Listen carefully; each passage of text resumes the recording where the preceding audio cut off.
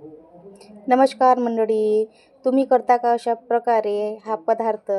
तर पहा किती छान असा पदार्थ दिसत आहे. वरून मी डाळिंबाचे दाणे टाकून घेतलेले खूप छान अशी डिश दिसत आहे. तर चला आज आपण करूया झटपट होणारा नाश्त्याचा प्रकार. तर 1 वाटी रवा आहे घेतलेला. आधी तो असा मस्त भाजून घ्यायचा आहे.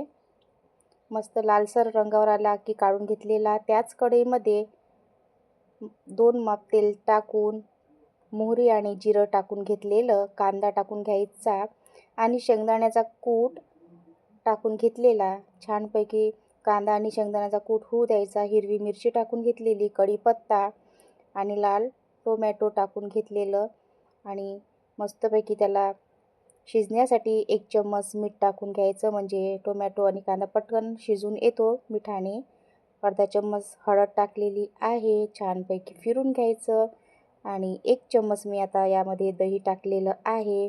दह्याने हा पदार्थ खूप छान लागतो आणि यामध्ये आता 1 चम्मच साखर टाकून घ्यायची. आंबट गोड असा पदार्थ खूप छान बनतो आणि हे पाहू शकता आपली फोडणी खूप छान झालेली आहे. आणि आता यामध्ये टाकून घेणार आहोत हा भाजून घेतलेला रवा आणि पाहू शकता खूप छान असा हा रवा या फोडणीमध्ये मिक्स करून घ्यायचा आहे आणि फिरून घ्यायचा आहे पटापट. मस्तपैकी आधीच गरम पाणी करून घेतलेलं होतं आणि ते गरम पाणीच या पदार्थामध्ये टाकायचं आहे आणि पहा वरून थोडं तूप टाकलेलं आणि सांबार टाकून घ्यायचा आणि झाला आपला मस्त रेडी तयार उपमा. आणि अशा प्रकारे करता का मंडळी तुम्ही उपमा?